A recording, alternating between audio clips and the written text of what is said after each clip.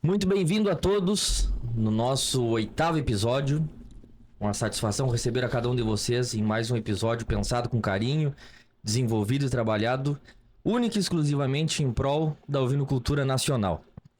Nesse 8º episódio, estamos recebendo dois profissionais do mais alto gabarito em um tema que muito nos interessa, muito demandamos e que existe em torno dele muitos tabus, mas muitos tabus.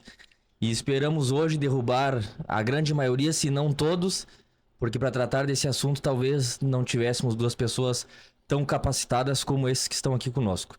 E antes de iniciarmos prontamente dita nossa entrevista, preciso reforçar os nossos agradecimentos, passado um pequeno período sem gravações, agradecer aos nossos patrocinadores que mantêm vivo o nosso projeto Ovinocast, agradecer a Flamboyant Tech, na pessoa do Nelson e da Beatriz Lopes, que lá em Indaial, nesta semana mesmo, mandaram uns vídeos onde a Central Flamboyant está praticamente pronta para receber reprodutores e matrizes ovinos doadores de material genético, habilitados pelo Ministério da Agricultura para exportar para todo mundo.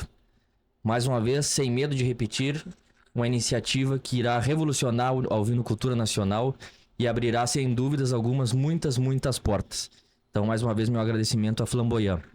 Agradecendo a Flamboyant, agradeço a nossa segunda patrocinadora, já com sinais de uma permanência diferenciada daqui para frente. Ansioso para trazer as novidades, mas ainda não posso. Meu agradecimento às Rações Supra, mais do que produtos, um resultado. Para nós que somos usuários, conhecemos o produto e temos relações diretas com os profissionais da empresa, temos total segurança e tranquilidade para agradecer a qualidade do produto que utilizamos e agradecer a disponibilidade da Supra em estar juntamente conosco no projeto do Ovinocast. E agradecendo a essas duas patrocinadoras, agradecemos brevemente aos nossos patrocinadores que permanecem conosco e alguns que passaram a fazer parte da nossa família. Ainda conosco a Matearia TS, na pessoa do Teófilo, que produz as cuias do Ovinocast e que, friso, estão à disposição. Entre em contato conosco, o link da página de trabalho do Teófilo e da Matearia TS está à disposição para encomendas de cuias diversas, cuias do Ovinocast ou não, e as cuias que presenteamos aos nossos apoiadores, patrocinadores e entrevistados. Agradecendo a Matearia TS, agradeço a Fazenda Maratá, como eu sempre brinco, às margens da 290, um cachoeirense com muito carinho, Luiz Fernando César da Silva, tradicional criatório de ovinos Hampshire Down e bovinos brancos. Agradeço mais uma vez a parceria desde lá do início, desde lá a ideia do Luiz Fernando. Agradecendo a Maratá, agradeço a Aroeira, na pessoa do Dr. Rafael Ramos Lisboa, atual grande campeão do Expo Inter nos ovinos Hampshire Down e reservada grande campeã de esteio, que vieram defender seus títulos aqui em uma das maiores vitrines também na ovinocultura, na FIAPEC, em Cachoeira do Sul, e defenderam muito bem seus títulos, levantando mais uma vez os mesmos e referidos prêmios. Agradecendo esses criatórios de Hampshire, agradeço aos criatórios também da raça Texel, em especial a cabanha Sangue Catarinense, de Monte Castelo, a família Roscamp. Agradeço mais uma vez ao Samuel e a toda a família, o Samuel gaiteiro e amigo antes de qualquer coisa, ao seu Lucas e toda a família, pela parceria de sempre. Agradecendo a eles, agradeço também a cabanha da Coxilha, do casal de amigos Vanessa e Henrique Paul Feldman, a qual nessa oportunidade eu aproveito para fazer um convite importante. A cabanha da Coxilha, juntamente com a cabanha Miolo do Seival e com a cabanha Nossa Senhora da Conceição, realizam no dia 26 de outubro um leilão de ovinos Texel e Texel naturalmente coloridos, leilão 100% virtual, realizado e produzido pela Knorr Leilões, onde será transmitido diretamente pelo Lance Rural do município de Pelotas, lá no estúdio da Knorr Leilões, onde estaremos lá trabalhando, atendendo os clientes e amigos, e assim eu reforço o convite para que estejam todos conosco nessa importante oferta de Texel no dia 26 de outubro. Agradecendo a cabanha da Coxilha, agradeço a cabanha Luizinha, do meu particular amigo, Dr. José Otávio Nunes Maggi, um dos mais tradicionais criatórios de Ile-de-France, em direção à Serra, produz Ile-de-France e da Serra dissemina e distribui Ile-de-France para o sul do país e para o norte do país com muita qualidade e gabarito. Mais uma vez, meu agradecimento ao Maggi. Agradecendo a cabanha Luizinha na pessoa do Maggi, agradeço a cabanha Dom Miguel, do amigo Everson Betti e da Thalia Siviero, do município de Coronel Martins, em Santa Catarina. Criadores de Hampshire Down e de Texel, que permanecem conosco, e esse querido casal que mais uma vez também agradeço pelo longo projeto que nós já temos traçado para frente. Agradecendo a Dom Miguel, agradeço a uma nova integrante dessa família, a essas duas pessoas, a qual tem um carinho tão grande, a propriedade tem um carinho tão grande e a toda a família também tem. Sou um pouco suspeito para falar deles, mas agradeço o carinho e a parceria da Cabanha Surgida, nas pessoas da Silvana Fetzner Gonçalves e na pessoa do meu amigo Erivon Silveira de Aragão Júnior. Agradecendo eles, agradeço também ao Breno, que com certeza está nos acompanhando lá da fazenda, e convido para também, através das lentes do Lance Rural, leilão desenvolvido mais uma vez pela Quinor Leilões, diretamente de Pelotas, 100% virtual, no dia 12 de outubro, leilão da Cabanha Surgida e convidados. Convidada da Cabanha Surgida esse ano, a Cabanha Corunilha, de Canguçu, trazendo ambas as cabanhas uma oferta importantíssima de fêmeas e machos téxil e em especial um destaque para os animais téxil naturalmente coloridos da Surgida, a primeira geração de téxil naturalmente coloridos nascidos em solo da Surgida e que com certeza vem para revolucionar a raça como um todo pela qualidade que nós tivemos a oportunidade de acompanhar no dia que a gente esteve lá na fazenda. Agradecendo a Surgida, agradeço a Metal Agro, na pessoa do Fábio Garim e toda a família da Metal Box, empresa que fez o lançamento dos seus produtos metálicos, mangueira 100% metálica, em tubos de perfil metálico e alumínio. Foi feito o lançamento durante a 74ª FIAPEC aqui em Cachoeira do Sul. Houve um feedback muito interessante, houveram vendas muito interessantes. Aproveite e toma liberdade para convidar para a próxima Agrovino no município de Bagé. A Metal Agro estará com a sua mangueira lá, fazendo algumas demonstrações e com certeza trazendo muita inovação e diferentes técnicas no desenvolvimento e qualidade nos produtos desenvolvidos. Desde embarcador, reboque, embarcador, apartadores, bretes, relógio, enfim. Quem tem a oportunidade de conhecer ou quem ainda não teve a oportunidade de conhecer, entre em contato conosco através das nossas redes sociais. Estará disponível também as redes sociais da Metal Box e da Metal Agro. Agradecendo a Metal Agro, agradeço quase por fim a Agro Santana, do município de Capela de Santana. Loja veterinária, produtos veterinários, artigos para vestuário como um todo. Agradecendo o Agro Santana, agradeço aos proprietários e a esse casal que gerencia o negócio, o Paulo Jefferson Amorim, titular da Cabanha Dom Joaquim, e sua esposa Débora, a qual tenho uma satisfação muito grande de tê-los a partir de agora juntamente conosco aqui no Ovinocast. E por último, não menos importante, um agradecimento especial, não tanto um agradecimento, mas uma citação especial a esta empresa, esta logomarca que até poucos dias era uma logomarca e que tenho a satisfação de dizer que em poucos dias, se não horas, teremos um CNPJ ativo como empresa, que é a plataforma comercial Lance Já, assinada por mim, pelo meu parceiro comercial Denis Stringini, e que estaremos trazendo algumas novidades importantes para os leilões que temos logo a seguir, leilões da raça Téxil. E adiante dos da raça Téxil, alguns leilões multirraças que também já temos engatilhados e com novidades comerciais importantes, que ainda essa sim não posso dizer ainda no momento, mas será aqui nessa mesa que será feito o lançamento e será trazido à tona todo o destaque que a plataforma comercial Lance Já tem a contribuir e a favorecer o mercado comercial da ovinocultura como um todo. E sem mais delongas, sabendo que já me estendi, como de costume, mas eu gosto de falar, eu vou deixar que eles se apresentem. Vou apresentar basicamente o nome da empresa. E é com muito carinho que nós recebemos hoje para falar desse importante tema da ovinocultura, a Comparsa da Fronteira. A Comparsa da Fronteira é composta por 2 profissionais, como já disse, do mais alto gabarito. Mas eu vou deixar que eles se apresentem e eles contem brevemente, porque são conversadores também, coisa muito séria. Mas vou deixar que ambos se apresentem e falem um pouquinho do histórico deles, a origem da esquila, na vida deles, no negócio deles, e a partir daí então iremos falar sobre os temas atuais da ovinocultura, os temas atuais da esquila em torno da ovinocultura, e iremos com certeza derrubar juntos muitos tabus em torno dessa atividade. Bueno, guris, um prazer receber vocês aqui. Como já disse, não vou me estender muito mais, eu sei que vocês também gostam da prosa. Vou deixar que vocês se apresentem e vou começar pelo Ramuel, que é o mais conversador de todos. Tudo contigo, Ramuel, que logo na sequência passa para o Gustavo e vamos atracar o barco. Vamos lá então, o prazer é muito grande. Me chamo Ramuel Franco, proprietário da Comparsa da Fronteira. Estamos aqui hoje direto da cidade de Bagé, naturalmente de lá, criado e envolvido na ovelha e no campo, né? Podemos dizer assim, e despertou esse sentimento, esse amor pelo que você faz desde pequeno, meu amigo Hugo. Desde pequeno, trouxemos a arte da esquila de geração em geração da família, começando pelos avós, os tios, os pais. Temos também Dinda, né? Temos uma mulher aí na família também que é muito defensora da arte da esquila, que me fez o costado muito nos galpões, esquilando desde o tempo da esquila a martelo, depois com a maquininha motor e depois com a máquina mais superior e profissional, né?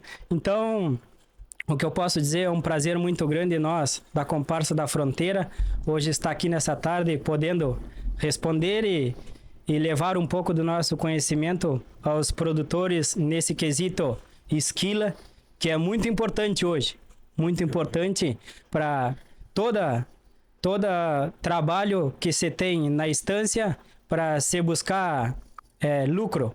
Então, se a gente busca lucro, a gente tem que contar com a esquila sempre.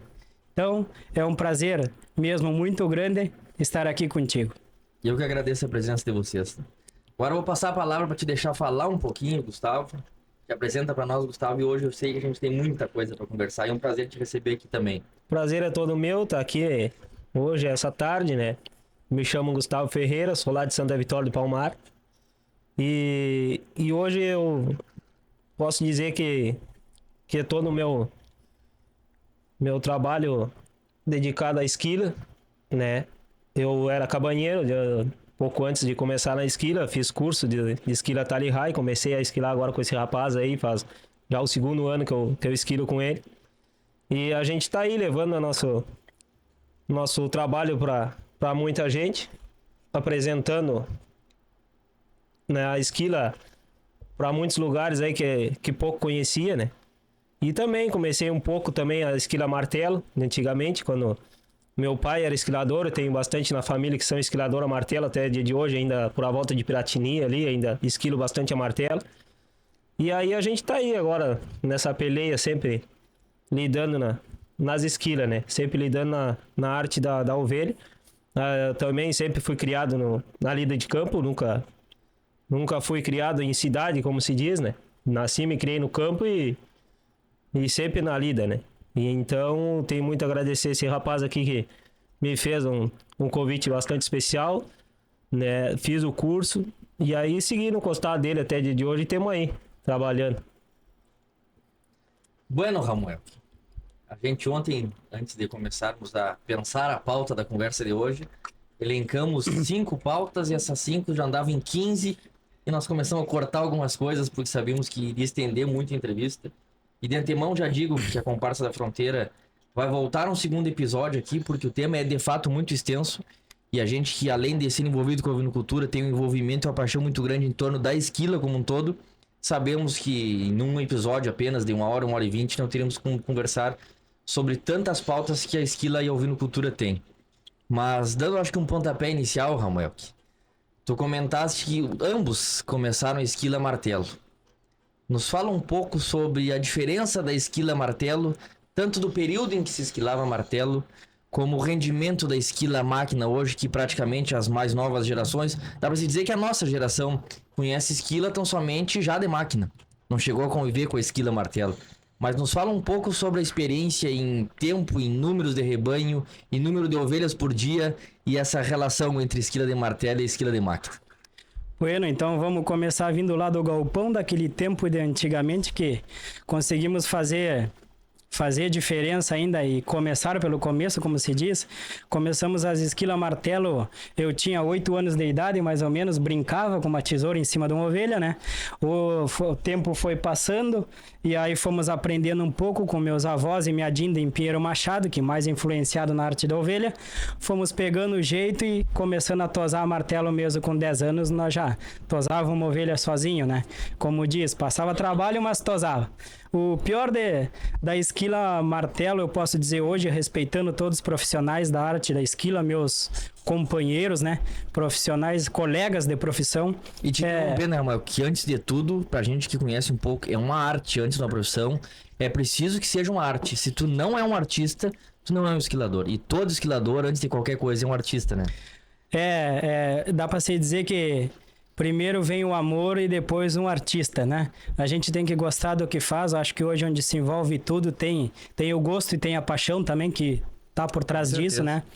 Então eu posso te dizer que o gosto vem sempre desde piá mesmo.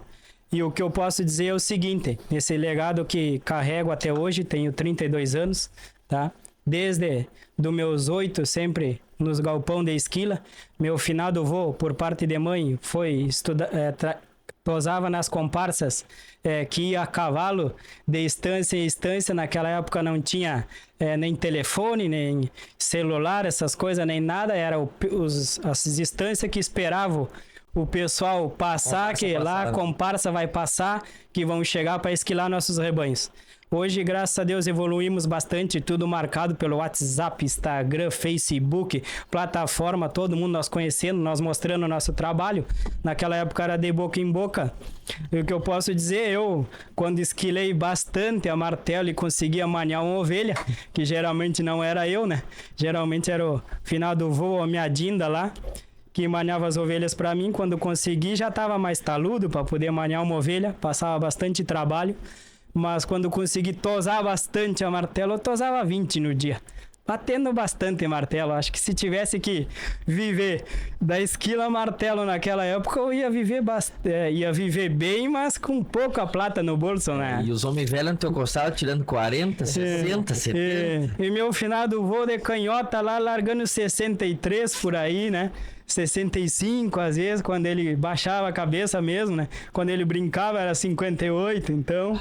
E eu ali peleando nas minhas 20, ainda contando as fichinhas, né? Era o tempo da ficha.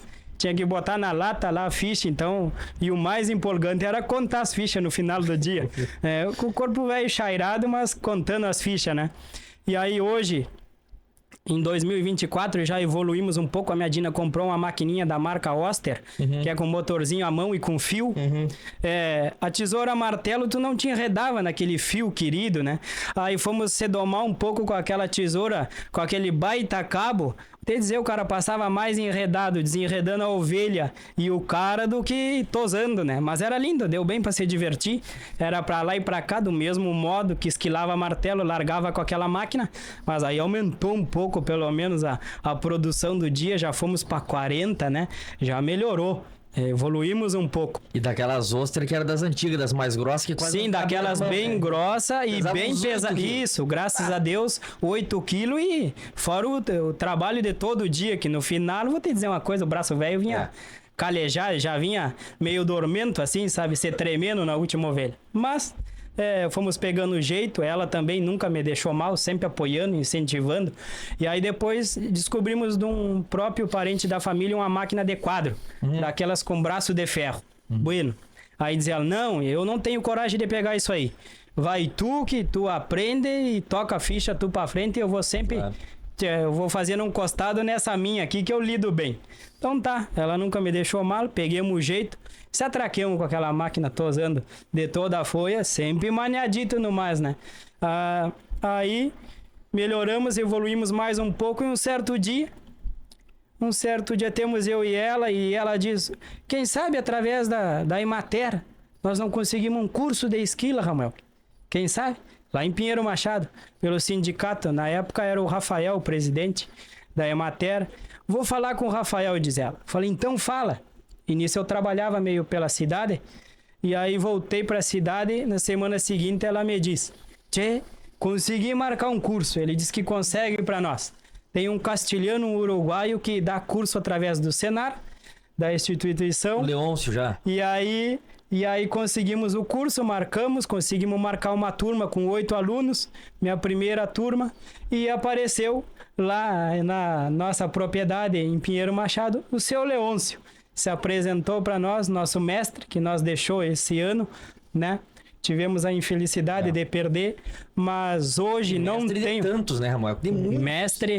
Mestre Leôncio Pérez, mestre, foi ele que trouxe para cá, para o Brasil, através do Senar, como profissional e instrutor, também acondicionador de lã, sabia muito, muito mesmo.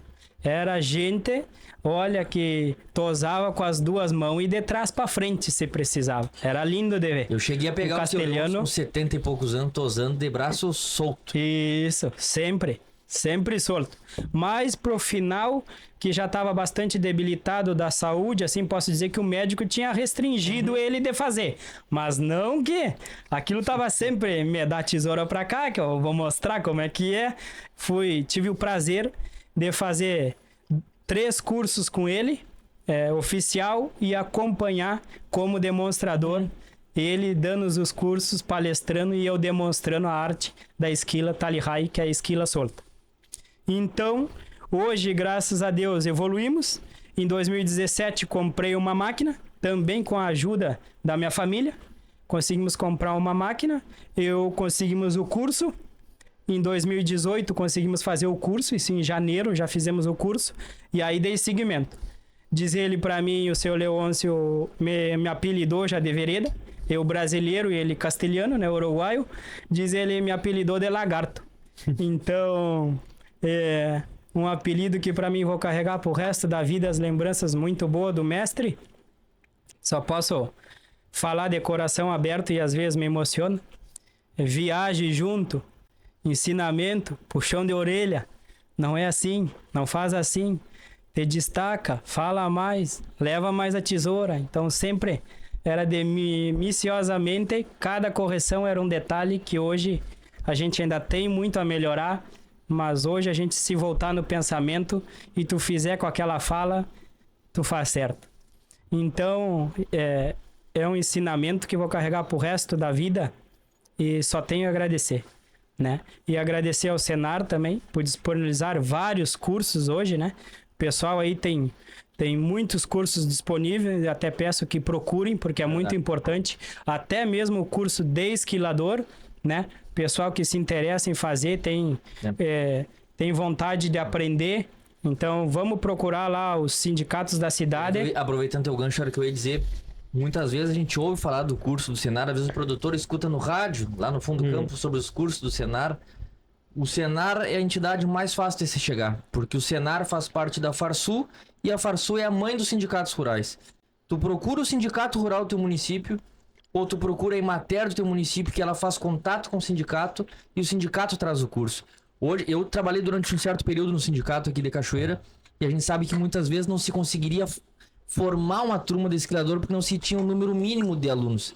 E às vezes passava o período do curso e sabia, eu tinha interesse em fazer, achava que era mais burocrático para se fazer. Não, mas é barbada. Entre em contato com o teu sindicato rural, teu município ou do município vizinho, convide os teus companheiros, convide os teus colegas de corredor, teus conhecidos da estância e é barbada. Com 8, 10 pessoas, tu monta uma turma e o curso vem.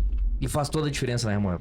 Faz toda a diferença mesmo, é um curso gratuito e que faz toda a diferença com profissionais. Hoje temos profissionais dependendo o Senar brasileiros mesmo, sim, que também tem comparsas e trabalhamos junto, graças a Deus. Posso dizer que vivenciamos esquilas nos galpões e viagens junto também, tanto em esteio, também esquila, demonstração lá. Tudo tivemos junto com ele, o Cláudio Omar, mais conhecido como Nenê. O seu Cláudio Omar Batista hoje é um dos profissionais que está qualificado no Senar para dar o curso de esquila também. Isso, não falamos da trova de martelo, deixa ele só esquilando. Não. Né? Vamos deixar o homem só na propaganda da esquila como professor, que ele também tem esse dom. Que é outro dele, craque, né? É outro craque. É outro craque e não poderia deixar de não falar. E outra, falar do meu mestre. Essa eu vou te interromper. Porque às vezes o curso de esquila forma um grande esquilador. Mas um esquilador que saiba ensinar esquiladores é raro. A gente sabe que sim, e o Nenê também tem o dom de ensinar, né? Tem. Além do dom da tesoura, ele tem o dom de ensinar. Tem. Pra te ver que fui feliz que fiz os cursos e diz ele, pega no meu costado. Vamos sair para esquilar. Tem o irmão dele também, que não posso deixar de falar, o seu André Batista, um grande ícone. O primeiro o primeiro do Brasil que fez curso com o seu Leôncio, o seu André Batista, de Lavras do Sul. Não posso deixar de tocar o nome dele também. Acompanhei em muitas esquilas de galpão, trabalhamos junto, ele sempre me chamando até o dia de hoje, o Claudio Omar também. Então são duas pessoas que não posso deixar de não falar aqui, porque se falar de esquila, vamos falar dessas três pessoas aí que tocaram o meu trabalho, e hoje, se eu tô aqui, é por um pouquinho da dedicação deles comigo também. E eles que levantam essa bandeira da esquila há bastante tempo, né? Sim, eles foram os principais, o início, exatamente, precursor da esquila. Começou por eles, o mestre veio, seu Leôncio, e começou por eles, o André ali, o primeiro, depois veio o Claudio Omar, e graças a Deus estão até hoje aí firme em esteio lá também, então sempre lá com o pessoal esquilando e mostrando o seu trabalho, e hoje no Senar também. Então eu só posso dar os parabéns e agradecer muito essas pessoas que para mim tem um pedacinho do meu coração com eles. Tia, Gustavo, e o teu contato com a máquina foi um pouco mais recente. Foi O martelo era antigo. o martelo já, meu pai já esquilava martelo há muito tempo atrás, e eu alcancei a esquilar nessas instâncias, quando eu trabalhava em instância, e às volta e meia a gente dava uma floreada, esquilar algum cordeiro, alguma coisa, né? Então a gente tava sempre no contato do martelo, né? E aí o ano passado a gente conseguiu, o ano passado, em julho, que saiu o primeiro curso de esquila em Santa Vitória lá. Primeiro curso não, porque o seu Leôncio já tinha dado o curso, mas há muitos anos atrás, então, só que não conseguiu ninguém para dar curso lá, não conseguiu aluno, né? E aí o ano passado a gente conseguiu fazer o curso lá com o mínimo de aluno, que era 8, e a gente fez, e aí eu consegui fazer com o Nenê o curso. Fiz com ele o curso, e aí em seguida eu já comecei com esse rapaz aqui já na... Aí foi onde ele me fez a proposta, ele tinha as máquinas, tudo. E aí foi onde eu comecei. Mas comecei devagarinho, né? Esquilando, no máximo esquilava 20 no dia aí na tesoura. E aí já começava uma dorzinha aqui, uma dorzinha ali, porque a gente demorava, não é acostumado, né? Então a gente foi indo. Hoje, graças a Deus, já tenho conseguido esquilar um número maior, né? E aí a gente tá sempre na peleia. Mas sempre... Partindo dessa pauta, agora entrando pro número. O número é onde derruba tudo que você duvida, né? Que guris, nos fale um pouco pro nosso público. Falaste 60, 65, 70, 75 no tempo do martelo. Para quem não tem muito contato com os números, os resultados da soltura da cancha de uma esquila de máquina, qual é o rendimento médio hoje? O rendimento de vocês. Sei que da comparsa da fronteira vocês falam com propriedade, com muita tranquilidade. Com agarrador, sem agarrador, qual é a média de rendimento de esquila por dia? Em 8, 9 horas de esquila por dia, creio. A média de soltura de ovelhas esquilada por dia a máquina. Bom, a média hoje, consideravelmente a média, é assim. Hoje a gente esquila com 2 máquinas, não estamos com agarrador no momento, então vamos falar a média com e sem agarrador. Nós, sem agarrador, nós já tivemos uma média dia 240, tá? Esquilada dia, 2 máquinas funcionando em 8 horas de serviço, às vezes nem isso. Eu na minha máquina e o Gustavo na dele, fazendo todo o serviço. Eu tirando 140 e o Gustavo 100, 110 por aí, eu 150, 160. Tinha dias que tirava mais, tinha dias que andava nessa média. Mas hoje uma média de 120 aí, tranquilo, não dá pra... Sem loucura, com calma, com jeito, vai tranquilo mesmo. E aproveitando o embalo e derrubando alguns mitos, alguns produtores ainda se arriscam a dizer que é difícil conseguir esquilador hoje. E tal. É tão importante assim o esquilador hoje. Não dá pra mim tocar o meu rebanho se meu rebanho não é muito botador de lã. Não dá pra mim ficar com 2 anos de lã já que eu não consigo esquilador. Tio, nós temos que falar um pouquinho da importância. A importância não, a necessidade da esquila. Primeiro a necessidade e depois nós vamos pra importância. Porque na importância tem resultado, tem La Plata. E dizem que a esquila hoje é só uma despesa, mas a gente sabe que a esquila, na verdade, é uma receita. Mas nós vamos falar por último isso. Vamos falar da necessidade da esquila. Tanto para os benefícios do inverno rigoroso, às vezes, tanto esquilado, que muitas vezes as pessoas não acreditam. Se tem vantagem estar esquilado no inverno rigoroso, chuvoso. E a necessidade extrema do rebanho ter esquilado nesses verões que tem feitos absurdamente escaldantes, né? Bom, se vamos falar de bem-estar animal hoje, primeiro vamos voltar aos rebanhos lanares, tá? Rebanhos laneiros, né? Então a gente pode dizer que rebanhos laneiros está a maior concentração e sim a maior concentração de velos para o mercado, né? E como o mercado quer atingir isso, né? Ele precisa de velos de qualidade, sendo que antigamente se cuidava a ovelha para poder produzir um velo de qualidade. Hoje em dia os rebanhos são mais a campo, mas querendo ou não, são mais largados e o clima é outro, bastante chuvoso e coisa. Então o que eu posso explicar é o seguinte, sobre velos, tá? Porque hoje a gente também, a Comparsa da Fronteira é certificadora de lã através da Arco, né? Tem o nosso selo lá, o selo que a gente representa e certificamos lã pela certificação de lã gaúcha, através do programa da Arco. Sim, sim. Então a gente vai falar um pouquinho de rebanhos de velo. Pensando em velo de qualidade, se a gente deixar esses rebanhos sofrerem esse inverno rigoroso, né? O estresse pós-parto, sabendo que se não fizermos pastagem, temos uma proteína muito baixíssima, né? Principalmente no inverno. Então, o que eu posso dizer? Se a gente deixar para esquilar esses animais na primavera ou verão, elas passaram por toda essa dificuldade do inverno. E hoje uma ovelha com velo inteiro, de 9 centímetros em diante, a campo, tá, pessoal? Rebanhos de campo.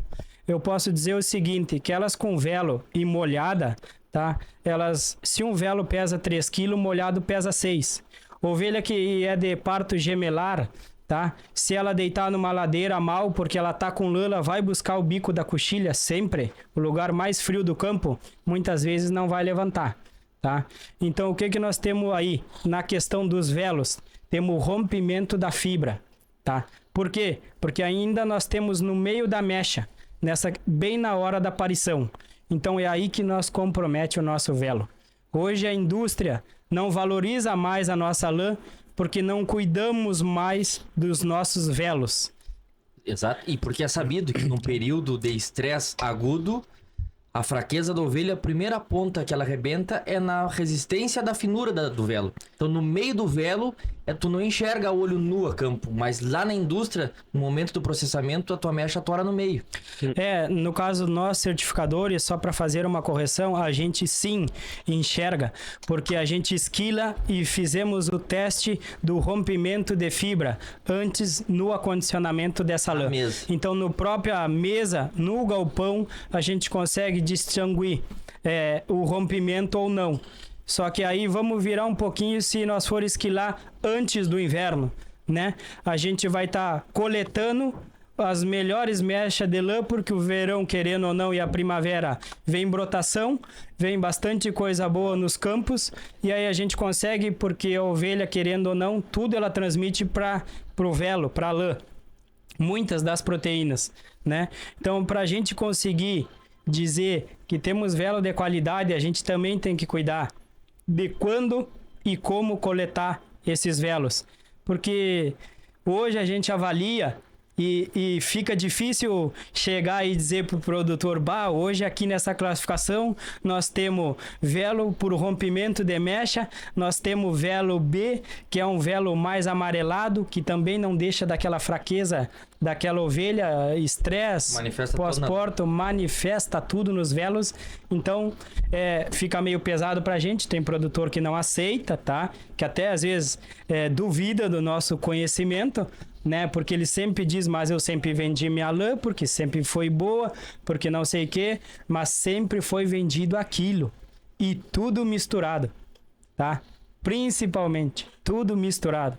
Hoje nós chegamos em rebanhos laneiros, primeiro, se não foi feita uma descola para aparição, primeiro nós vamos descolar o rebanho, limpar o galpão, para depois seguir a tosa no outro dia. Para não haver contaminação de urina ou de cascarra nos velos, que é chamado de ponta queimada. Tanto é limpeza de fêmeas como macho. A gente faz isso para 100% aproveitamento de velos lá na indústria, para assim ter o valor correto que aquilo se produz perante o ano. Uma esquila de primavera ou de verão, a gente já sabe que vai passar por todo esse estresse. Claro. E uma esquila antes do inverno, a gente sabe que o estresse vai ser pós-esquila, bem na hora. Então, qualquer coisa, esse comprimento da fibra, falando sempre numa tosa por ano, ele vai estar na ponta. E aí, lá na indústria, ele não vai ter perda. Não vai ter perda nenhuma. Vai ser, quando nós formos classificar, ele vai ter com certeza um valor agregado correto. E o rompimento da mecha, para quem nunca teve a oportunidade de ver, tu separando uma mecha é literalmente quando tu dá tensão e resistência, ela parte no meio, ele perde a resistência, no que tu espicha a fibra, ele atora no meio. Bem no período onde a lã estava naquele crescimento, onde foi a fraqueza maior do rebanho. Exatamente. Então, a nível da indústria, que a gente no campo às vezes não raciocina tanto e não pensa em números, para a indústria é 100% prejudicial um velo que já se sai da estância sabendo que tem risco de rompimento no meio, que nem tu falavas, né? Pois é, que geralmente isso vem, né? Era vendido a quilo, os nossos atravessadores aí, comercialistas, sempre pagaram no quilo, chegava lá e eles apartavam, faziam toda a classificação. E claro, eu não vou deixar de falar aqui na lente, né? Aqui perante as câmeras, porque o produtor sempre perdeu. Sempre perdeu, porque quem ganhava era o atravessador, ganhou sempre, mas sempre ganhou 90-10 em cima do produtor. E a gente vem de um histórico que muitos produtores ainda do tempo das lãs finas consegui botar um pouquinho de barriga, coloquei um pouquinho de garra, tô ganhando dinheiro esse ano. Não ganha. O atravessador sempre ganhou bastante e o produtor sempre foi a cola do sistema, a ponta do sistema sempre, porque vinha literalmente a seleção que hoje tu faz dentro da própria cancha, do lado da cancha. Antigamente se tinha só no comprador, no atravessador, ou lá entrando já no Uruguai antes da exportação. Isso. E hoje esse processo veio de análise para dentro da cancha, pro costado da cancha, né? Isso, ainda tá... É um processo bastante demorado. Foi lançado a certificação da lã em agosto de 2021, é recente ainda, é novo. Temos 6 comparsas cadastradas hoje na Arco, né? Sim, cadastradas e habilitadas para fazer o serviço, mas ainda o produtor não conseguiu distinguir, né, que se temos rebanhos laneiros, temos que trabalhar hoje com certificação dessa lã para nós mandar para o Uruguai, e ainda tem muitos que já fizeram, né? Muitos que já fizeram e ainda o retorno não é no ato, porque essa lã tem que chegar no Uruguai. Claro. E ainda se depende de um atravessador, e nisso ainda vai passar bastante água por baixo dessa ponte, para até então a Arco sim conseguir organizar para essa lã, claro, ou passar por um atravessador de confiança ou ir direto. E eu acho que prova disso, eu pelo menos particularmente sempre uso como exemplo quando se surge o assunto. Prova maior dessa exigência natural é que as bolsas de estopa evaporaram, desapareceram. Hoje a bolsa é plástica, polietileno, contaminação zero. Isso aí. Então é a prova. Se não chegar com acondicionamento mínimo lá na indústria, quem dera alguma remuneração. Então, que nem tu dissesse, que nem vocês disseram, tem que partir da cancha essa primeira seleção. E eu aproveitando agora o gancho, o embalo, tu comentaste de muitos rebanhos deitando no topo da coxilha por encharcado, um velo que pesa 3 passar a pesar 6 quilos encharcado. Eu acho que vamos para a parte funcional da coisa. Muitas vezes tu tem receio de um rebanho no frio esquilado, mas o benefício de um rebanho que tem sanidade, que tem nutrição, em estar esquilado, é absurdamente grande quando tu começas a acompanhar o resultado. Tu começa a perder o cordeiro que muitas vezes passava a manhã inteira mamando numa mecha encharcada, dia de chuva, achando que era no teto, tu elimina esse problema. A ovelha buscou mais alimentação, ela tá melhor preparada, com melhor score, com mais leite. O cordeiro levanta, cai no teto direto. Sem contar, antigamente me recordo o tempo do meu avô, do meu bisavô, se morria muito ovelha deitada nas coxilhas, deitada nos baixos às vezes, por encharcado. E muitas vezes a gente olha por fora do sistema, mas com esse frio, a lã é térmica, ajuda a proteger do frio. Mas uma ovelha com lã encharcada, parou de chover, ela leva mais 2 dias para enxugar. A esquilada se sacode e tá seca. Então essa lógica custou muito a chegar na mente do produtor. Até hoje, muitas vezes a gente não consegue assimilar. Mas a diferença produtiva de um rebanho esquilado, estrategicamente, em uma época planejada esquilado, é assustador, né? Então hoje o que eu posso dizer para os produtores é que planejem e que trabalhe realmente com a esquila. Porque hoje, falando de esquila, nós falamos de 50% de alimentação, tá? De alimentação desse rebanho, vai mexer com o metabolismo desses animais e vai aumentar 50%. Hoje a gente fala numa esquila de 70 dias, de 60 a 70 dias, tá? De gestação. Vamos voltar aos números, né? Com 70 dias de gestação, a gente mexe com o metabolismo, tá? A gente faz crescer uma glândula mamária maior, a gente faz também gerar uma placenta melhor. Nisso interfere em quê? Em gerar um feto mais resistente. Não é um feto pesado, gente. Não é um cordeiro maior. Tem a hora certa de esquilar, tá? Não é só esquilar pré-parto que vai dar tudo certo. Não, tem o momento certo.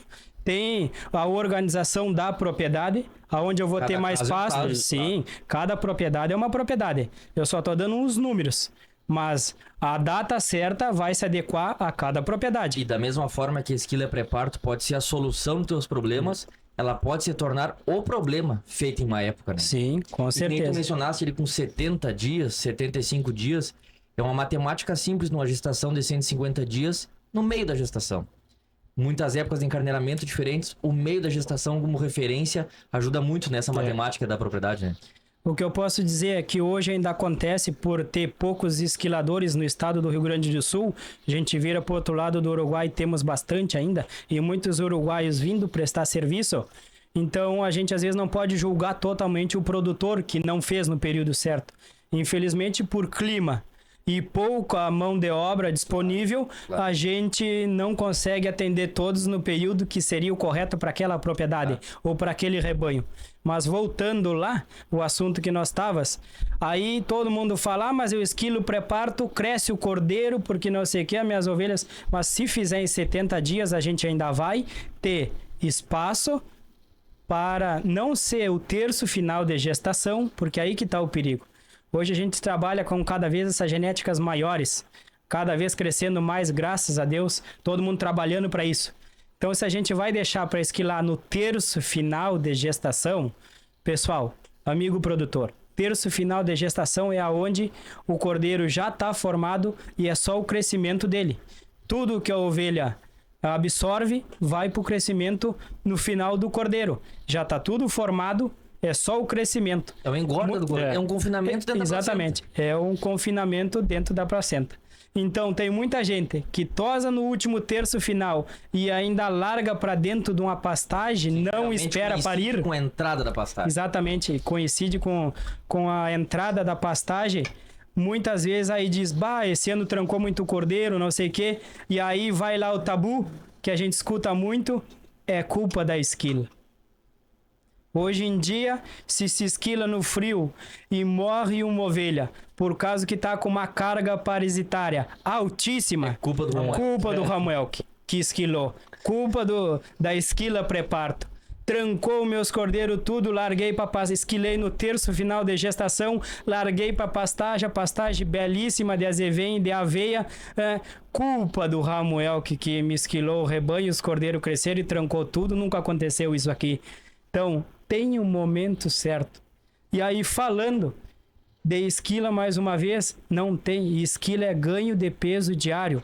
É melhor que um vermífugo para a ovinocultura. Falamos de esquila, o investimento, é isso aí. Tem que investir na esquila. Tem rebanhos que, por A ou por B, os produtores não conseguiram aceitar a cuidar a lã. A gente já esquila de 2 a 3 vezes no ano. O mesmo rebanho. Assim, a esquila ainda não virou despesa. Ainda tem receita com resultado pós-esquila. Sim, há receita sim. E também o pessoal dizendo que às vezes o frio mata a ovelha, né? Essa semana mesmo a gente esquilou ali em Santa Maria, ali, a gente não ia esquilar o rebanho por conta se armou um temporal. E o cara pegou e nos falou assim, não, vocês vão esquilar o rebanho. Vamos botar pra dentro do galpão, a gente internou batendo água e ele soltou tudo pra chuva. Estamos esperando ele nos mandar a notícia que morreu alguma ovelha, né? Não morreu. E aí o pessoal fala, esquila no inverno, mata a ovelha. Mata porque ela tá fraca, às vezes, muitas vezes tá fraca e tudo mais. Porque quando é que é a aparição do rebanho? Não é no inverno? O cordeiro não nasce no frio? Não tem uma temperatura, que ele está numa temperatura alta dentro da ovelha e nasce direto no frio. Vamos botar que caia de uma temperatura de 37 para 0 grau no inverno. E nasce no campo, nasce molhado e não morre. Por que uma ovelha vai morrer? É. E tu abrir mão da tecnologia, às vezes, da esquila pré-parto, que ia ajudar nessa sobrevivência do cordeiro, às vezes é uma seleção contra o teu próprio rebanho. Nós chegamos a esquilar rebanho aí, que agora, esse ano lá, a gente fez a demonstração lá em estação lá, o pessoal também tava com esse medo aí. Dizer que ia morrer ovelha, que, com frio e tudo mais. Aí a gente chegou a esquilar rebanho lá com 3 anos sem esquilar. Imagina onde é que o cordeiro acha um teto de uma ovelha pra mamar numa lã de 3 anos. Nunca que vai achar. Vai morrer. E o produtor ainda falava, meu rebanho é gordo, 3 anos de lã, mecha de 27 centímetros. Esquilamos. Quando tiramos aquele velo, se sumiu o rebanho dele. Até hoje não achamos. Ficou só ficou só o corpo da ovelha desenhado lá, como diz a carcaça, ficou desenhada para ele. Ele dizia que era gordo. Então, muitas vezes lã não é gordura. Tá? E como o pessoal do bovino costuma comentar daquela máxima do ganho compensatório, comprei uma vaca de invernar que tava líquida, tava torrada, mas cai na pastagem já tem um ganho compensatório, ela ganha o dobro depois antes de se estabilizar. O ganho de um rebanho pós-esquila, a gente que acompanha o rebanho pós-esquila, em 30 dias tu não conhece o rebanho esquilado. Tu olha o rebanho assim na mangueira, se tu viajar, em 30 dias voltar, tu não conhece o rebanho. Muda mesmo. Então, só para comentar um pouquinho do clima e mudança e esquila no inverno e no verão, pode morrer ovelha tanto no inverno como no verão, tá? É mais perigoso do quente mudar pro frio do que o frio seguir frio. Então, muitas vezes lembro da tragédia de Quaraí lá do ano retrasado, se eu não me engano, que morreu 500, 600 ovelhas após uma esquila. Eles estavam esquilando no mês de outubro e veio um temporal, o clima estava bastante quente e baixou e passou uma noite de temporal muito, muito fria. E os proprietários, por aquela tradição, vamos esquilar o rebanho, vamos mudar de potreiro. Aí que tá, uma ovelha quando você muda de potreiro, ela faz todo o perímetro do potreiro ou do campo. Quem conhece ovelha e quem cria ovelha há anos sabe. Então não é na noite de esquila ou que foram esquiladas que nós vamos mudar elas. Vamos deixar na mangueira, ou se tiver algum potreiro pequeno abrigado com mato, é ali que vamos deixar se está se armando um temporal ou coisa. Esquilamos em Santa Vitória do Palmar, ano retrasado, onde passou o furacão aquele lá, que derrubou casa e tudo mais, e nós tínhamos esquilado 280 ovelhas largado por meio do nada, sem nenhum pé de árvore, as ovelhas estavam dentro dos diques, das valetas, aquelas das lavouras, e graças a Deus não morreu nenhuma. Então, e era um rebanho que estava fazendo pré-parto. Então, é só cuidar mesmo a mudança de temperatura brusca e ter esses ganhos. Muitas vezes um erro de manejo, né? Isso, principalmente o erro de manejo. O esquilador também é responsável. Claro. Ele também tem que cuidar. Ele também tem que acompanhar o clima, né? Ele também tem que saber, bom, hoje o clima vai enfeiar, eu posso trabalhar até as 4 da tarde. Ainda vamos deixar essas ovelhas que foram esquiladas pegar um pouquinho do dia, mesmo que esteja chovendo e não seja sol, mas pegue o dia, não saio já da cancha de noite, né, pro campo aberto com a noite de temporal. A gente esquila, larga pra chuva, pro temporal, e graças a Deus até hoje andou bem, mas tudo cuidado. Se a coisa vai ficar feia, nós baixamos a nossa carga horária do nosso trabalho, claro. Se nos permite, trabalhamos, mas não vamos até o fim buscando número, e sim qualidade e bem-estar animal, que não queremos esquilar e perder nenhum animal, né? Fugindo um pouco do número, guris, mas daqui a pouco nós vamos voltar no número. Se falou bastante agora de esquila pré-parto. Muito produtor ainda não está habituado com a esquila pré-parto, ou ainda não absorveu essa técnica na sua propriedade. Mas eu acho que há um paliativo muito grande que dá para se fazer e que muitas vezes não se faz, que é a limpeza pré-parto. E eu acho que era importante vocês falarem, porque muitas vezes, que nem falamos, a limpeza pré-parto também pode ser uma solução grande para um rebanho. É prática, não é cara e traz um efeito bárbaro. Muitas vezes tu, não quero fazer uma esquila pré-parto, tô com medo do tempo. Não vou esquilar pré-parto porque tô com a minha gestação muito adiantada. Mesmo com a gestação adiantada, aí a limpeza pré-parto pode te favorecer muito. E em números gerais, em sistema geral, a técnica da limpeza pré-parto se resume a quê e qual benefício traz? Bom, a limpeza pré-parto hoje chamada no modo tradicional de escole, né? Nome moderno hoje, tosse higiênica, vamos dizer assim. Então, o que eu posso dizer, os benefícios são muitos. São muitos fazer um descole, uma tosse higiênica. Se não há possibilidade do esquilador ou por A ou por B o produtor não optar esquilar pré-parto, esquilar na primavera, porque também tem aquele outro lado que tem muito campo sujo e aí o rebanho com bastante alta, né, nos campos sujos, às vezes fica até enredado no meio das tiririca lá e espinho e não sei o que é mais, então a gente também entende aquele outro lado, mas sim, necessidade, se não se esquilar, fazer a limpeza. Por quê? Porque isso está relacionado aos primeiros momentos do parto, teu cordeiro, a tua produção, o teu ganho, que hoje a maioria dos rebanhos é relacionado ao cordeiro, né? O lucro é o cordeiro, sempre foi. Então, a gente pode dizer que faça um descole, porque limpa o teto, limpa a vulva também, para na hora do parto não haver infecção, concentração de sujeira, placenta retida ou tudo mais e vir dar uma bicheira, né? Sendo que, claro, a maioria das vezes é no inverno, mas também a bicha no inverno, né? Por sujeira, por tudo ali, ficar aquela urina muito presa. Então a gente faz uma limpeza na vulva, limpa bem a parte da barriga, o entre patas, né? Limpa bem para o nosso cordeiro poder, porque é ali no primeiro momento de vida que é onde já a gente vai conseguir dar um salvamento para os nossos cordeiros, aumentar a taxa de sobrevivência. E aí a gente volta aos números, né? Tu pega hoje, o meu rebanho esse ano eu fiz uma limpeza pré-parto, vou experimentar, deu certo. Salvei um cordeiro a mais. Um cordeiro, o cordeiro ia morrer. A ovelha era de bastante lã, tava bem suja no úbrio da barriga, ia morrer o cordeiro. O meu cordeiro sobreviveu. Lá no fim da safra do cordeiro, tu vai vender esse teu cordeiro por R$400. Com R$400, tu faz a limpeza de 40 ovelhas. Com um cordeiro que sobreviveu, tu faz uma limpeza pré-parto de 40, 50 ovelhas. Que seja de 30 ovelhas.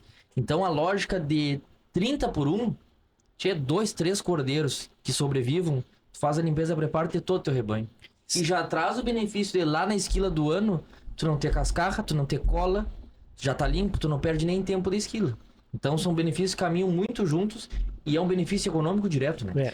Caminho junto, um benefício econômico direto, sim, porque é voltado ao cordeiro no primeiro momento de vida e também voltado ao velo. Não temos contaminação de urina e cascarra, ponta queimada, então é só um benefício que também sempre foi usado e agrega muito, né? Não podemos dizer que é só a esquila que resolve. Se não dá, se o período de gestação está avançado, vamos fazer sim um descole ou uma tosse higiênica para nós obter bons resultados e ter lucros. E outra, né, guris? Claro, defendendo a esquila de máquina, mas muito produtor que não tem acesso ainda ao esquilador de máquina, com o próprio martelo, com a própria tesoura. E eu fiz muita martelo, né? A limpeza antigamente era tudo a martelo. Era tudo a martelo. Pegava esse rebanho grande mesmo aí nas estâncias, era martelo. Era tudo a martelo. Fazia só a limpeza. E hoje, muita gente que com problema de mão de obra, eu já vi. Até não vou dizer quem foi, porque foi na minha casa, mas eu não vou dizer quem foi. Com um agarrador e com uma tesoura de martelo, tu pelo menos limpa a cola, limpa a virilha da ovelha e metade da barriga. Pelo menos a entrada do cordeiro no peito, te traz um benefício bárbaro. E tu limpa em 3 minutos uma ovelha. Então não tem mistério. Às vezes tu não... Que nem o Ramon falou, às vezes tu não tem acesso ao esquilador. Claro. Às vezes o esquilador tá lá do outro lado do Rio Grande. Ou às vezes tu quer fazer uma limpeza e teu rebanho é pequeno. Tu não consegue pela logística trazer o esquilador. Mas a boa vontade de fazer essa limpeza te traz um benefício econômico bárbaro, né? Sim, eu acho que tem que ter tudo que envolve a lucro, de um jeito ou do outro, tu tem que buscar fazer. Porque é lucro, né? Um cordeiro a mais é lucro lá no final. Um aumento de valor, de dinheiro, De estado não vê. de estado. Repetir uma cria. Isso, também. Então eu acho que não pode deixar de fazer. Tem que fazer sim. E que onera muito e ajuda muito, ajuda. Aí na hora do encarneiramento também é bom fazer uma limpeza, né? Até mesmo para não perder um carneiro, porque tu pode perder um carneiro com urina ali, né? Pode perder um carneiro bom ali, valioso, por não fazer uma tosa higiênica, que nem chamam hoje em dia, né? Isso aí Tu dissesse, às vezes tu faz uma limpeza pro encarneiramento, já te reflete lá na aparição, que muitas vezes tu nem precisa fazer a limpeza na aparição. Às vezes a ovelha retorna 2, 3 vezes, o pessoal, que essa ovelha não presta, mas muitas das vezes é a tosa higiênica que não foi feita ali, a urina mata o sêmen do carneiro, né? Com certeza. Com certeza. Então, às vezes, uma simples tosse higiênica Uma simples boa aumenta. vontade, né? Isso, Boa também, vontade. é. Não, a gente sabe que também hoje a mão de obra é escassa Muito. e tudo, mas a boa vontade tem que ter sempre. Porque aí, se tem boa vontade, você faz. E aí, E os com boa benefícios vontade, e os você tem lucros, resultado. você Isso tem aí. resultado, exatamente. Aí busca e consegue atingir um bom resultado. Aproveitando esse gancho, Guris, uma coisa que nós já passamos por cima do assunto e não comentamos detalhadamente. Da esquila desmaniada, da Tali High em si. Falamos muito em esquila pré-parto, em limpeza pré-parto, benefício da esquila, período da esquila pré-parto, mas não falamos da técnica principal, que é o que viabiliza muitas vezes tu esquilar um rebanho prenhe, que é um rebanho literalmente desmaniado, solto total.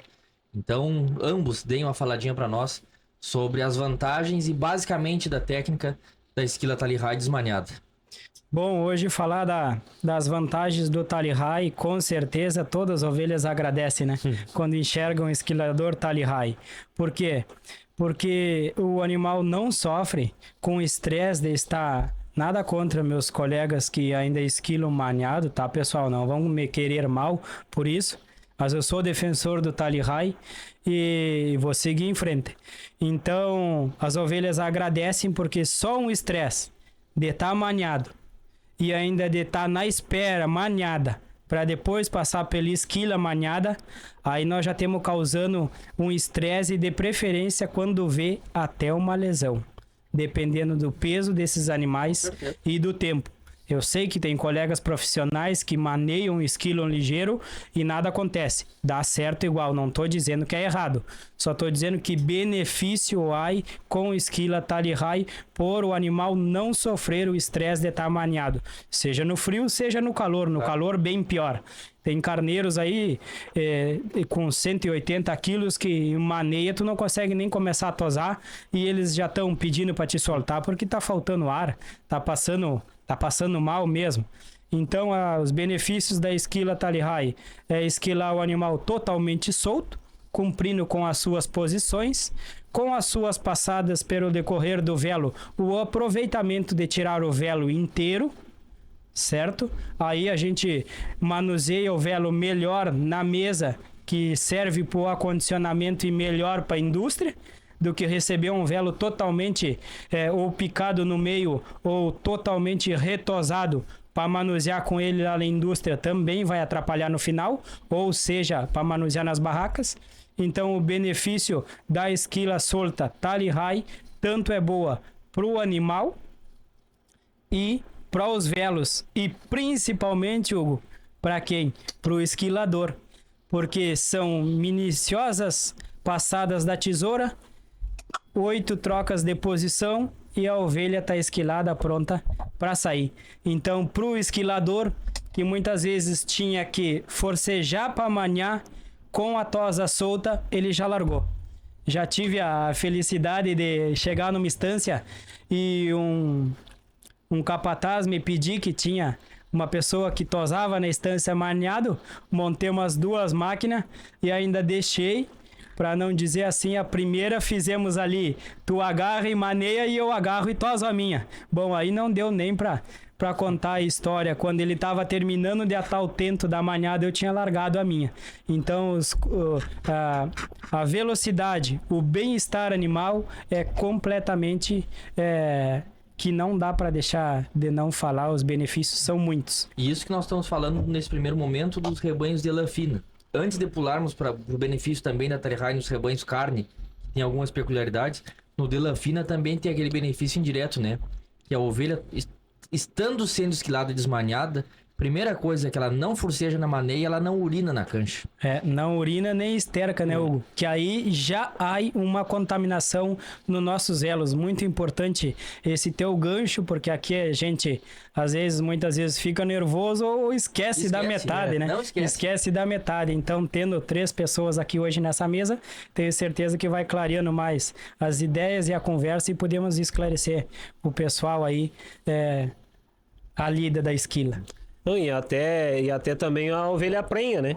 Estando numa ninhada, ela tem perigo de perder a cria, abortar ou ter alguma lesão. Eu já vi ovelha parir maniada. O cara maniar a ovelha parir maniada, esperando pra ser tosado. Eu já vi. Em uma instância que eu trabalhei e aconteceu isso aí. Eu já vi, aproveitando agora, era meio declaratório assim o podcast. Eu já vi em raça de carne um carneiro Dorper. Já é uma montanha de carne. As mãozinhas, o jarrete curto. Pra maniar já é uma novela. Eu vi forcejar em 10 minutos pra conseguir juntar as 3 patas pra maniar. E depois de maniado, ele dá só uma forcejada e rebentar o tendão. De dar um estalo do tendão rebentando. Eu já vi várias lesões em carneiros, principalmente por questão de... Então, tudo tá relacionado ao manejo, né? Querendo ou não, cada profissional na sua área, eu respeito todos, mas vamos cuidar o manejo com os animais. Seja numa esquila pré-parto, seja numa esquila de verão. Vamos trabalhar com bem-estar animal. Os rebanhos precisam, porque os proprietários cuidam todo ano daquele rebanho. Em 15 minutos da esquila. Em 15 minutos, tu pode muitas vezes perder um campeão, que hoje é fácil da gente ter eles ali na cancha, porque todas as propriedades adquirindo. Hoje chamam para nós, hoje tu tá esquilando um de 40 mil, de 60 mil, de 20 mil, como se tivesse esquilando um de 200 reais. Isso tem em qualquer propriedade hoje. Então tem que saber valorizar também o animal. E a comparsa da fronteira preza muito isso. Muitas vezes deixa o número de lado e preza a qualidade e o bem-estar animal. O ano passado mesmo aconteceu da gente ter que soltar um carneiro Texo 3 vezes por conta do calor e dele tá muito afatigado. A gente soltou ele 3 vezes para ele dar uma respirada pra gente internar a esquila dele. E era uma esquila solta. Esquila solta, não maniada, né? Imagina se tá maniado um carneiro desse. E muitas vezes, nem tu comentasse aqui, nem a gente, te leva pra um posto de saúde, pra uma fila da vacinação, ver se tu não treme a perna. Às vezes o nervosismo do próprio manejo na mangueira, o rebanho estranha uma pessoa diferente na mangueira. Uma voz diferente, o rebanho conhece, que não é alguém da casa. Aí às vezes muda o manejo, tu encerra pelo lado contrário da mangueira. Uma máquina pendurada, às vezes uma máquina velha de goela aberta. Aquele atropelo, uma mangueira que na seringa às vezes cabe em 15. Tem esquilador que pra render bota um 30 dentro da seringa, umas por cima das outras. E às vezes o rendimento traz um prejuízo na propriedade e o ano que vem o WhatsApp ou o telefone não toca, tu não sabes o porquê às vezes. E esse cuidado no manejo faz toda a diferença, né?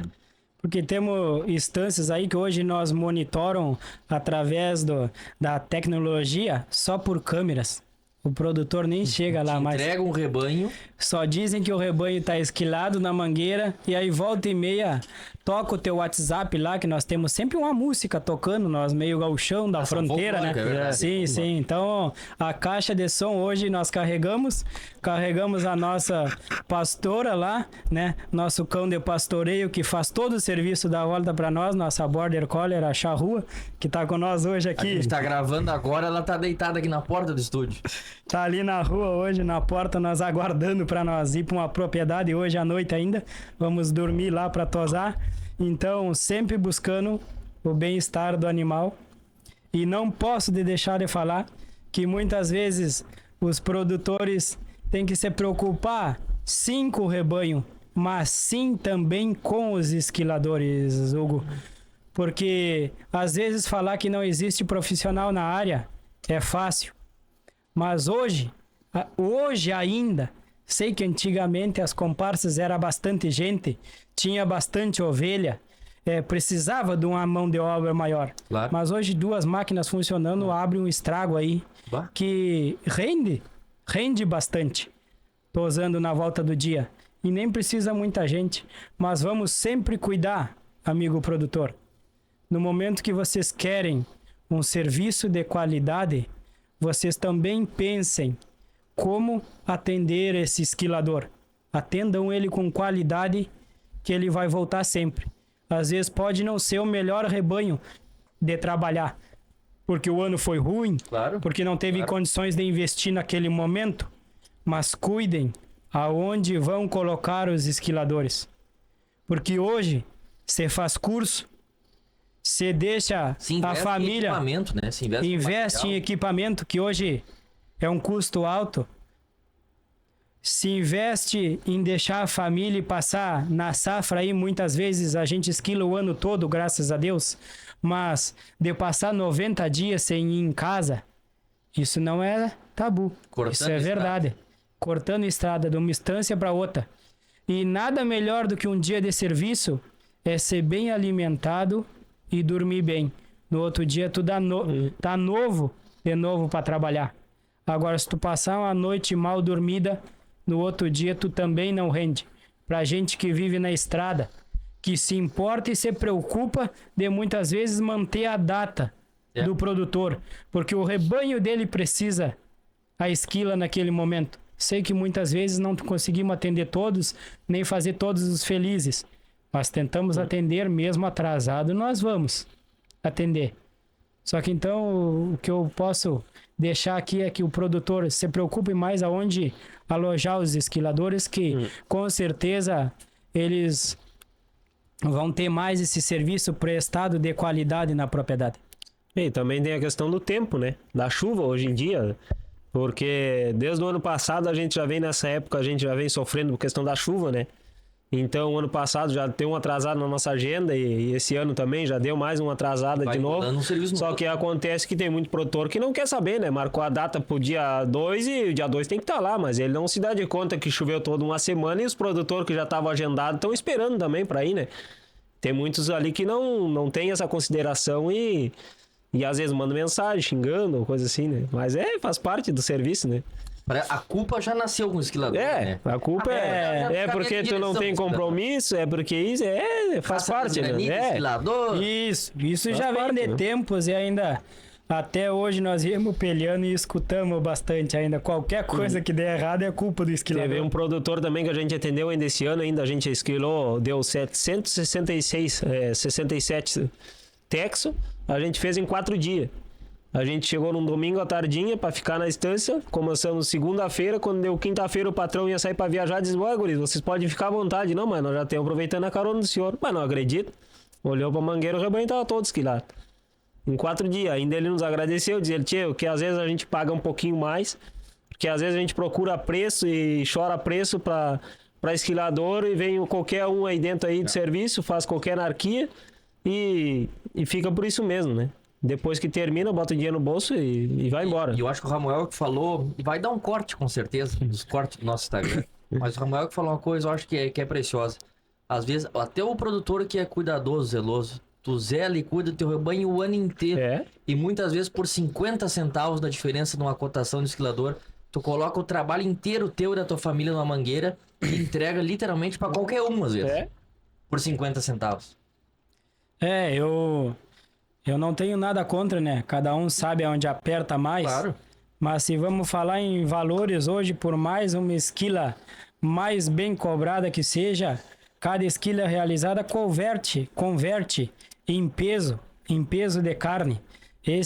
Se não temos hoje como vender a lã dessas raças de carne, que o pessoal, todo mundo diz que não vendemos mais a lã, que temos enterrando, temos botando buraco, temos queimando, mas são raças carniceiras. Não são raças lanadas. Então, vamos buscar o ganho de peso, tá? Vamos buscar apontar para saber quanto que vale realmente pagar uma esquila de qualidade, tá? Se vale a pena ou não. Porque se a gente não apontar, a gente não sabe. E é que nem a gente conversava por trás da câmera, por trás do microfone, né? É uma lógica em números globais, sim, mas é uma lógica de 1 por 1. Uma ficha, a esquila de uma ovelha, o custo dela é 1 quilo de lã num rebanho de lã fina ou 1 quilo de cordeiro num rebanho de carne. E muitas vezes não vamos... Antes de entrar nessa pauta que eu deixei por último, que é a esquila do cordeiro, mas na esquila da ovelha, mesmo que tu não esquile o cordeiro, tu esquilando a ovelha, às vezes no início de primavera, o bem-estar dela estar esquilada e ela produzir um pouco melhor de leite por mais um período, essa diferença na produção de leite, o cordeiro tem 1 quilo a mais de peso final que já pagou a esquila. Então tudo é estratégia e matemática. Tem que botar na ponta do lápis, né, Ramon? É isso aí. Se botar na ponta do lápis, tu vai ver que qualquer benefício que tu usar uma esquila, tu vai ter rendimento. Seja ela, se não tosou preparo, tu vai tosar em setembro agora, em outubro, que ainda tu tem lactação das tuas ovelhas, o teu cordeiro ainda tá mamando, vai ter resultado. Basta tu sim saber e apontar para te ver que busca o resultado. Tem resultado. Você paga e sobra dinheiro, Hugo. E sobra dinheiro.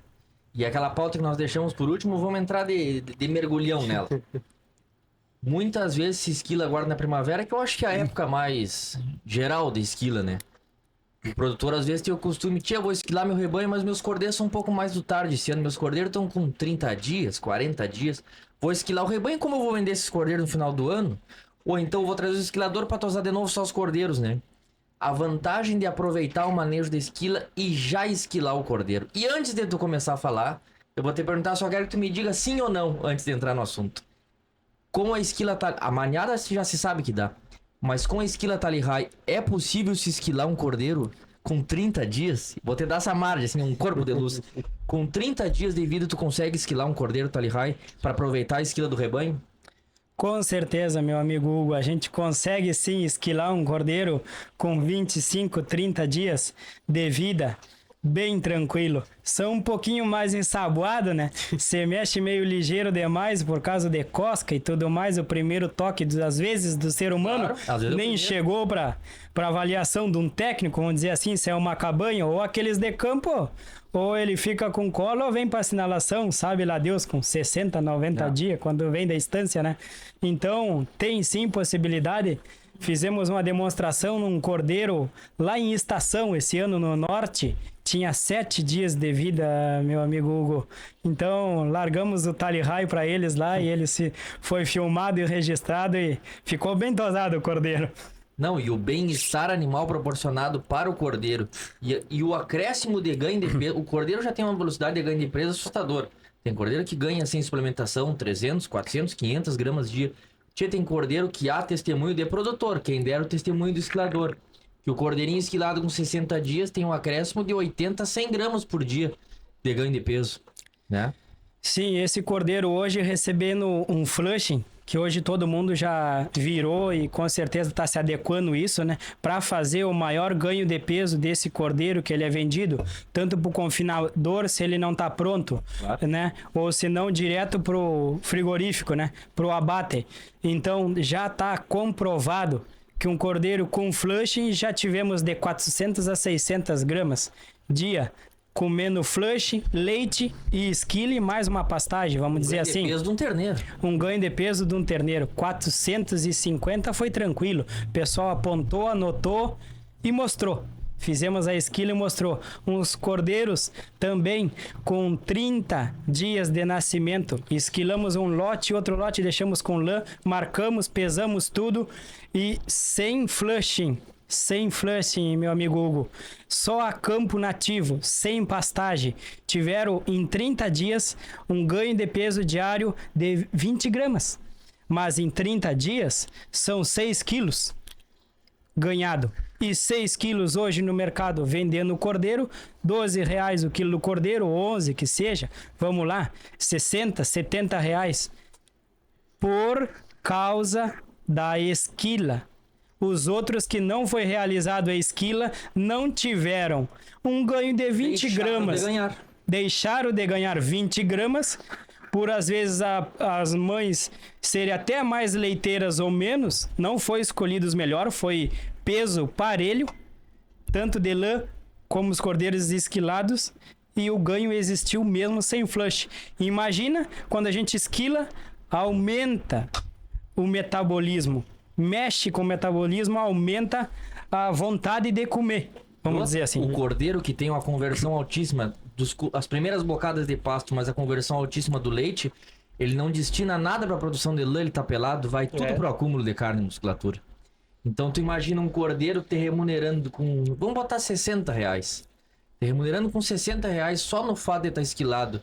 Tu pegando hoje uma ficha, em média, a comparsa da fronteira cobrando em torno de quanto? 12, 13, R$14? Por aí, isto. De 12 a 15. O benefício do cordeiro te pagando 70, tu paga a esquila dele, da mãe dele e sobra dinheiro E pra esquilar sobra a mãe ainda, dele né? mais 2 anos. Sobra ainda. Então, eu acho que não podemos descartar o manejo na propriedade, a esquila. Temos que buscar mais conhecimento, quando fazer, e aí sim nós vamos ter, sim, rentabilidade e lucratividade em cima de uma esquila e do mesmo rebanho que trabalhamos há anos. Claro. E se dedicamos para isso todo ano.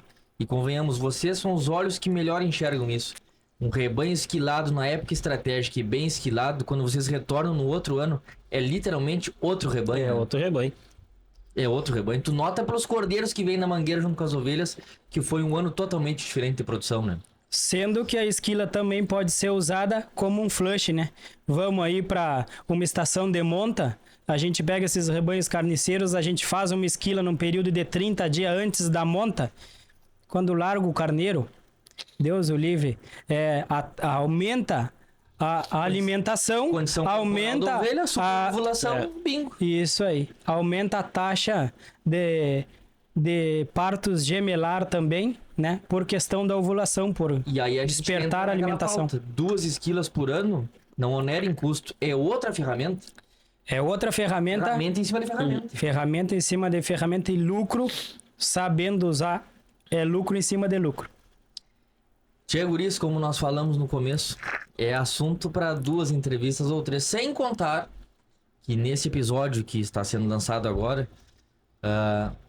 vocês vão ter tido a oportunidade de acompanhar muitas imagens, tiveram a oportunidade de muitas imagens e vídeos interativos durante a nossa conversa, e os guris já se comprometeram em nos fornecer mais material, saindo daqui hoje, nas esquilas que tem para frente, nos abastecer de material e nós ajudarmos a divulgar o serviço da comparsa da fronteira e trazer com mais qualificação da imagem, literalmente o que é uma esquila Tally High e os benefícios de uma esquila Tally High.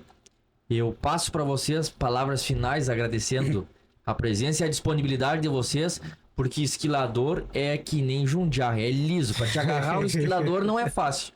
E os guris literalmente se deslocaram de Santa Maria para Cachoeira, única e exclusivamente para gravar o episódio do Ovinocast. E sim, daqui já vão seguir a estrada, já vão posar na estância para esquila. Mas deixaram de estar esquilando algum rebanho seco, embora depois de toda essa chuva, para estar aqui gravando conosco. Então, agradecendo e desejar a presença de vocês dois, do Ramuel e do Gustavo.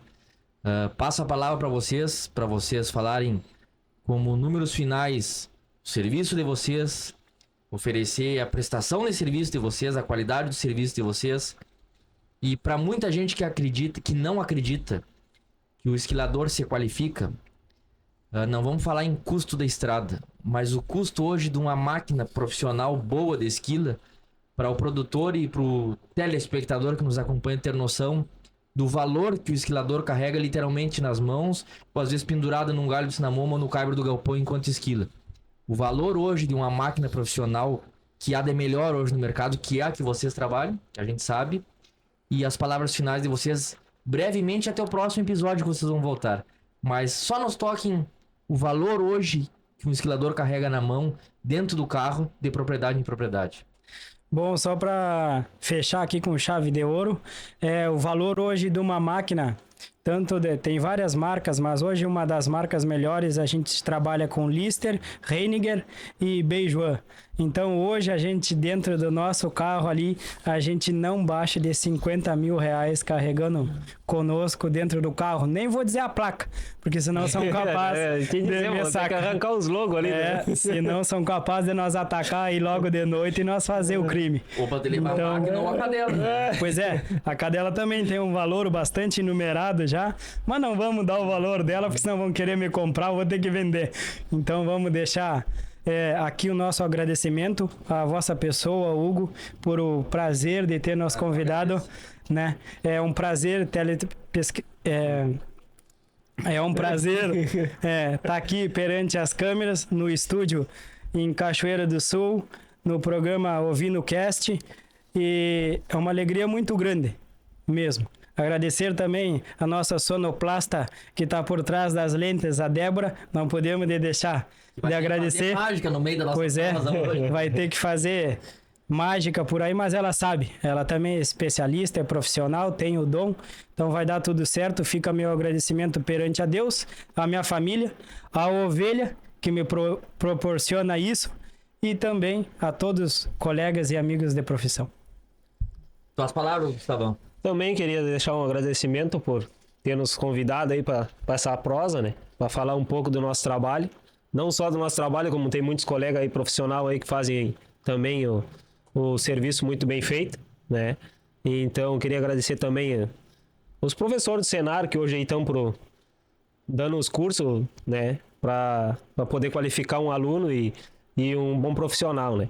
Queria agradecer o rapaz aqui que estou acompanhando agora faz pouco tempo, mas tenho muito a agradecer a ele, né? Por ter me convidado para fazer parte da comparsa. E temos aí na estrada, né? Vamos fazer nosso serviço bem feito e cada dia melhorar mais, né?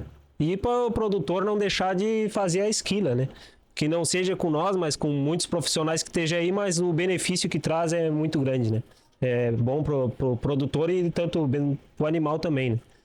Que muitas vezes o produtor, para escapar de um custo anual do esquilador, termina investindo numa máquina, pensando em treinar algum funcionário da própria propriedade. Às vezes desmotiva o funcionário, perde o funcionário por causa da máquina. Por causa da máquina. máquina. Fica sem o funcionário e sem a máquina. E hoje tu vê um custo de uma máquina profissional dessa nossa aí, né?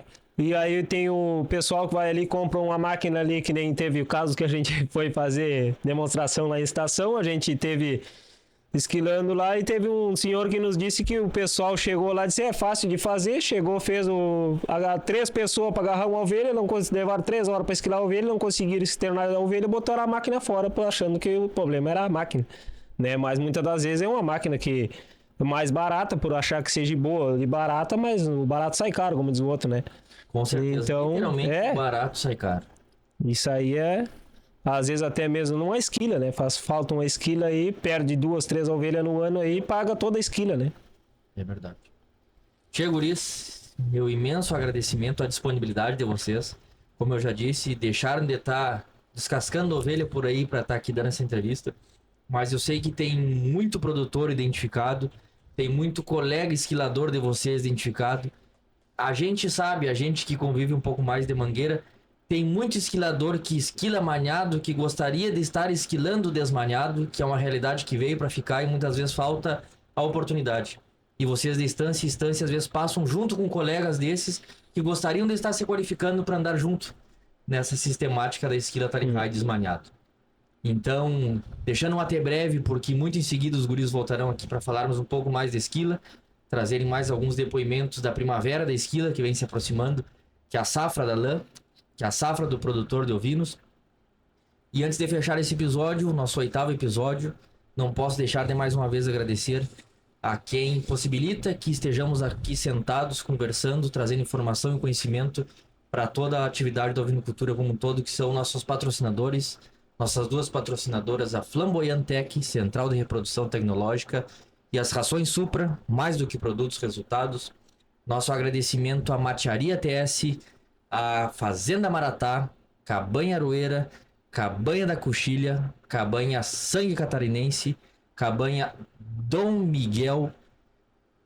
Agradecer a Cabanha Surgida, que passou a integrar a nossa família, e mais uma vez convido para no dia 12 de outubro, diretamente de Pelotas, leilão virtual, Cabanha Surgida e convidados, com a convidada Cabanha Curunilha, diretamente de Canto Sul.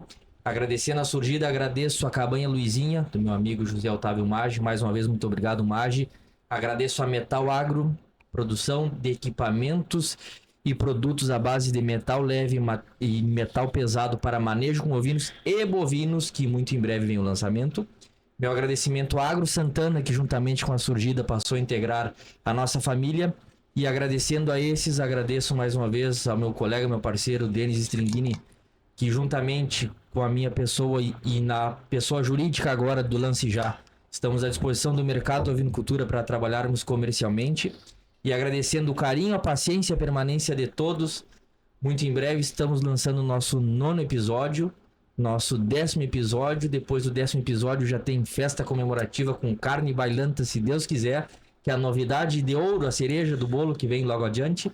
Mas brincadeiras à parte, mais uma vez, nosso agradecimento pela compreensão, pela parceria. E estamos disponíveis para novas parcerias, novos apoiadores, novos patrocinadores e sempre sugestões, mensagens, depoimentos do que vocês aí do outro lado da câmera estão acompanhando e sabem o que temos em algum ponto a melhorar ou a contribuir para o teu negócio ou para a ovinocultura como um todo. Mais uma vez, meu muito obrigado, meu até breve e até o 9º episódio do Ovinocast. Um forte abraço.